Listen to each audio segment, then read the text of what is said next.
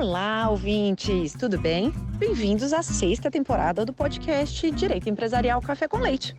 Eu sou Amanda Taide, mineira e cruzeirense na origem, com passagem em São Paulo, e candango e fluminense de coração. Casada, mãe do Pedro, de 5 anos, Pedro do Fluminense, do Lucas, de 3 anos, Lucas do Brasil, e tutora do Vira-Lata Farofa. Sou professora da UNB dos cursos de Direito Empresarial, Concorrência, Comércio Internacional e Compliance, e consultora do Pinheiro Neto Advogados nas mesmas áreas. Esse é um podcast simples, curto e gostoso, como um café da manhã rapidinho durante a semana. Nosso audacioso objetivo é ter uma biblioteca em áudio gratuito dos textos dos principais autores de direito empresarial do Brasil, para a gente poder aprender ouvindo com suas principais ideias e teses jurídicas. Eu recordo a vocês que cada temporada segue sempre a mesma cronologia do meu programa de curso da UNB. Ou seja, a gente começa com teoria da empresa, passa por fundamentos do direito societário, segue por limitada e fecha com SA. Pegue então sua xícara de café com leite ou chá, seu tênis para fazer exercício físico e cuidar da saúde, ou então seu fone de ouvido para ouvir no seu meio de transporte diário. Vamos comigo então para a próxima xícara de café com leite?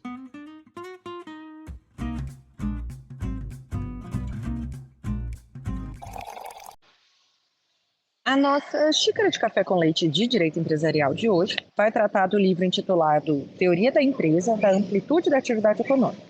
E para isso a gente vai ter a alegria de contar com a participação do próprio autor do livro, Saulo Bichara Mendonça, para comentá-lo. Saulo Bichara Mendonça é pós-doutor em Direito pela Universidade do Estado do Rio de Janeiro, a UERJ. É doutor em Direito pela Universidade Veiga de Almeida, mestre em Direito pela Universidade Gama Filho e professor associado da Universidade Federal Fluminense, UFF. Ele é pesquisador do Grupo de Pesquisa Observatório de Estudos e Pesquisa do Interior, Território, Populações Tradicionais e Políticas Públicas. Professor Saulo, é uma alegria enorme ter você aqui no nosso podcast para apresentar, de um modo simples, curto e gostoso, esse tema da teoria da empresa. Olá, professora Amanda, satisfação de estar participando aqui no Direito Empresarial Café com Leite, esse canal que viabiliza a ampliação dos debates na área do direito de empresa. Me sinto muito honrado de poder estar apresentando aqui esse novo trabalho que foi pensado para instrumentalizar, viabilizar os estudos no curso de pós-graduação em novos direitos e sua interface nas relações público-privadas que estamos criando aqui na UF em Macaé.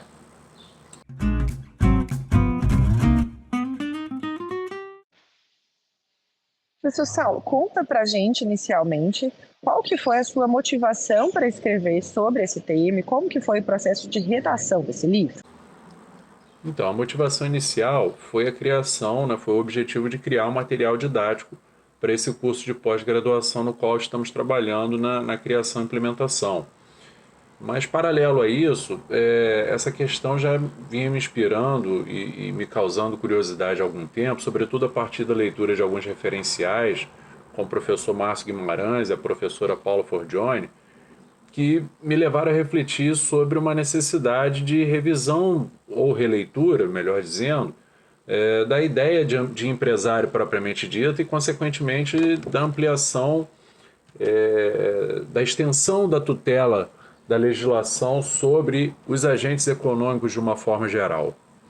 Então, o processo de construção desse estudo se deu inicialmente a partir da leitura desses referenciais, dentre outros, que me levaram a refletir sobre o que é tratado, ou que estava sendo tratado nos projetos de lei que visavam a instituição ou a renovação, a revisão do Código Comercial, e da forma como o conceito de empresário estava sendo tratado naqueles projetos de lei. Então, todo esse trabalho somado, toda essa leitura e estudo somado a alguns precedentes jurisprudenciais me levaram à ideia de propor um repensar, propor talvez mais um repensar, porque já temos aí alguns precedentes que são mencionados no trabalho, do conceito de empresário de uma forma geral e talvez de um reconhecimento da relevância dos agentes econômicos como um todo, para além do empresário em si.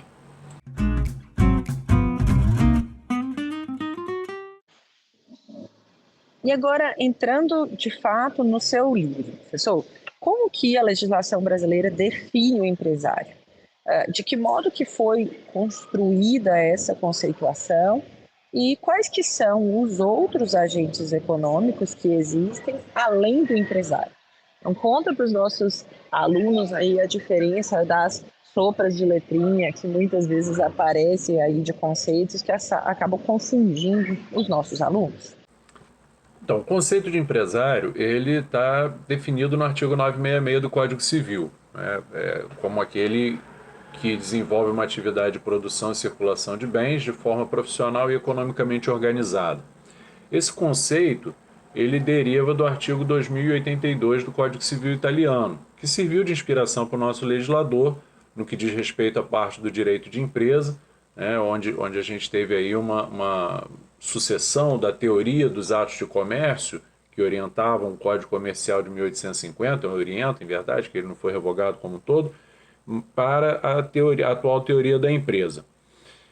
E nosso legislador ele foi um pouco além, não é? Ele definiu o empresário no caput do 966, conforme 2082 do Código Civil italiano, mas ele também estabeleceu algumas exceções daqueles que não seriam empresários, conforme a gente verifica no parágrafo único do artigo 966. E então podemos dizer que ele, entre aspas, inovou, né, nesse parágrafo único e criou uma certa complicação na hermenêutica e na distinção desses personagens, desses agentes econômicos. Porque ele meio que segregou, mitigou ali alguns agentes que seriam considerados empresários e outros não. E aí que vem a grande reflexão. O que de fato motiva, justifica essa distinção? O que justifica a distinção de alguém que produz e circula bens para outra pessoa que também o faz? Por quê? Porque, afinal, da exceção do parágrafo único do artigo 966 do Código Civil e outros agentes que movimentam recursos financeiros, patrimoniais, proporcionam postos de trabalho, emprego, enfim, proporcionam materiais e serviços para o mercado consumidor e são alijados desse conceito de empresário.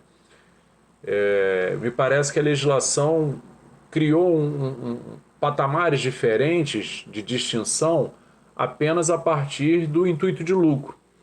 E não me parece razoável, com total respeito aí, entendimentos em contrário, naturalmente, mas não me parece razoável que a existência desse intuito de lucro por parte de um agente econômico justifique uma tutela legal exclusivamente para si e a ausência dessa tutela para outros que, a princípio, desenvolvem uma atividade semelhante, mas sem esse foco, sem esse objetivo de lucratividade, como atividades filantrópicas por natureza, mas que ainda assim são caracterizadas por movimentação financeira, movimentação patrimonial, movimentação econômica de uma forma geral.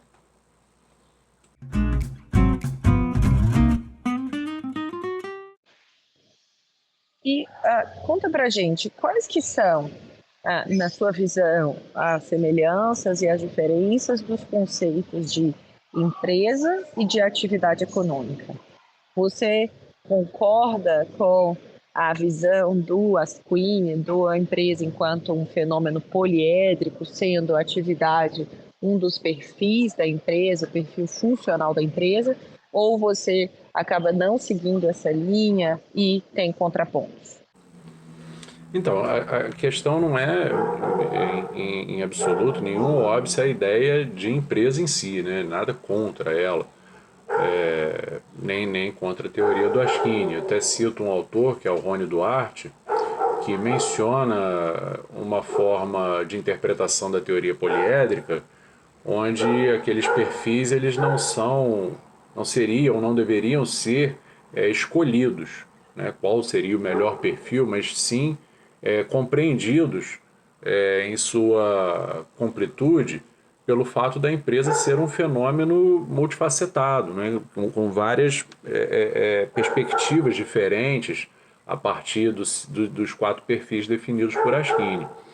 A ideia, o raciocínio que eu proponho, que eu desenvolvi, é reconhecer ou verificar a empresa como uma espécie de atividade econômica, reconhecendo que existem outras, e que seriam diferenciadas pelo objetivo do empresário, esse sim sujeito de direito, né? Considerando a empresa como um objeto de direito e o empresário como sujeito de direito, teríamos outros sujeitos de direito, agentes econômicos também, mas sem o foco na lucratividade.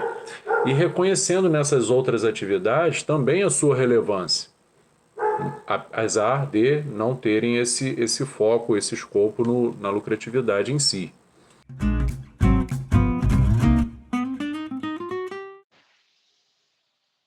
E no que se refere à função social que você trata no livro, de que forma que a empresa, né, e os demais agentes econômicos não empresários se assemelham ou se diferenciam com relação à função social que eles exercem na sociedade? Então, sobre a função social da empresa, nós temos vários autores que tratam do assunto de forma bem aprofundada, né? Entre eles eu me valido do professor Fábio Conder Comparato, da professora Viviane Pérez, do professor Luiz Fernando Prudente do Amaral, que tem textos bem esmiuçados sobre o assunto. Mas assim, de uma forma sucinta, né, considerando o tempo que nós temos, o momento que nós estamos aqui, eu visualizo ou defino a função social da empresa como o seu foco no lucro. Entendo que a produção, a persecução do lucro seria aí o principal fator que representaria a função social da empresa. E vejo isso como extremamente relevante, porque obtendo essa lucratividade, reconhece-se que ela teve meios ou condições de arcar com todos os seus encargos, compromissos legais e contratuais e proporcionar para a sociedade, de uma forma geral, o que se espera da empresa, né? Que é a produção, a prestação de serviços, postos de trabalho e desenvolvimento de fatos geradores de tributo, equilíbrio concorrencial.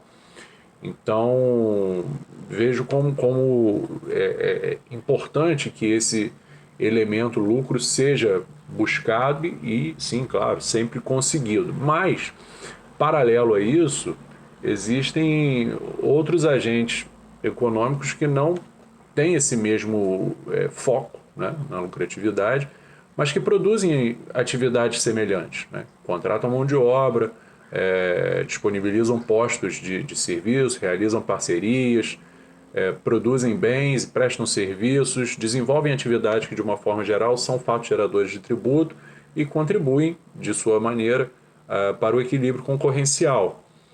E me parece que, nesses casos, é de extrema relevância que eles também sejam tutelados pelas normas estatais que se voltam a proteger a atividade empresária de uma forma geral, notadamente como a lei de recuperação, que hoje, considerando o texto legal em si, se aplicaria apenas a empresários e sociedades empresárias, a despeito de de alguns precedentes jurisprudenciais que já reconhecem a possibilidade da recuperação de instituições não empresárias.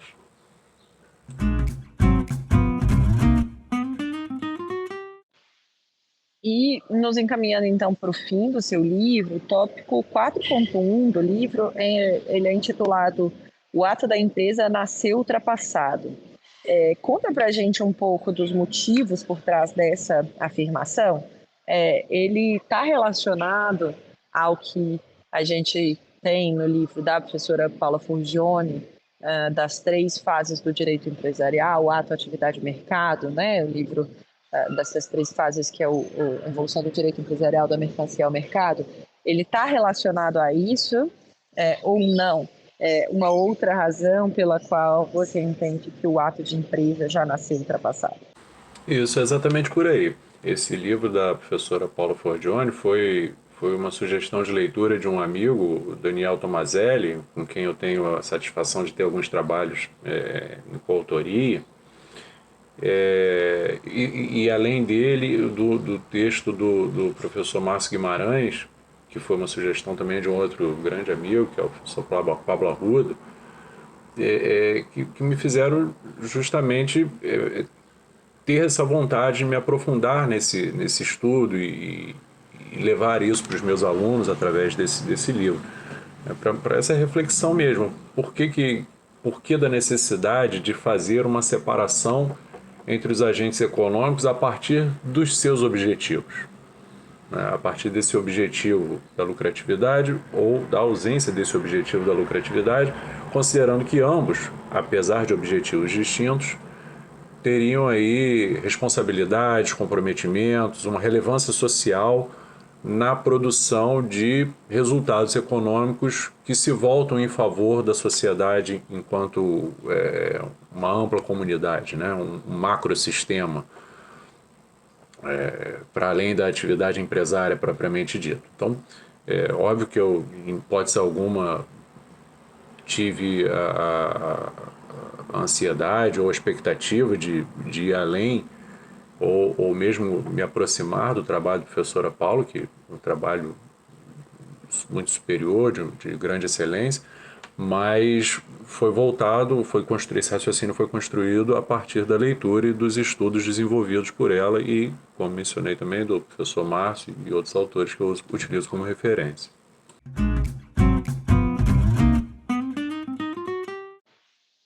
E, por fim, uma pergunta dessa temporada: quem você chama para tomar um café com leite com você, para jantar com você essa noite?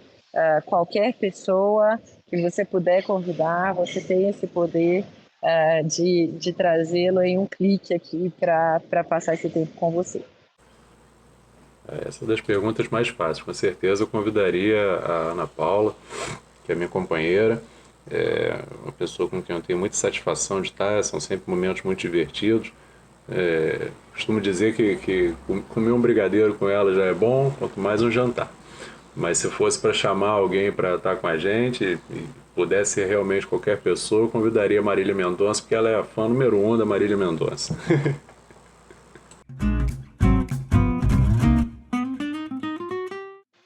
Professor Saulo, uma alegria enorme tê-lo aqui com a gente no podcast. Muito obrigada pela oportunidade de ouvi-lo, aprender sobre o seu livro e até a próxima. Eu que agradeço, professora Amanda. Foi uma satisfação, uma honra poder estar aqui participando desse programa, que a senhora capitaneia assim, de maneira excelente. Eu peço desculpa pelas interferências aí no fundo, como a senhora é tutora do Farofa, eu sou tutor aqui também da Tica, da Russa e do Grandão. E ainda tem um gato aqui que é o Pacato, e cada hora um assume o posto de vigilância. E às vezes eles fazem uns barulhinhos aí que pode ter atrapalhado um pouco. Mas agradeço enormemente a oportunidade, espero ter atingido o objetivo e sigo à disposição. Um forte abraço.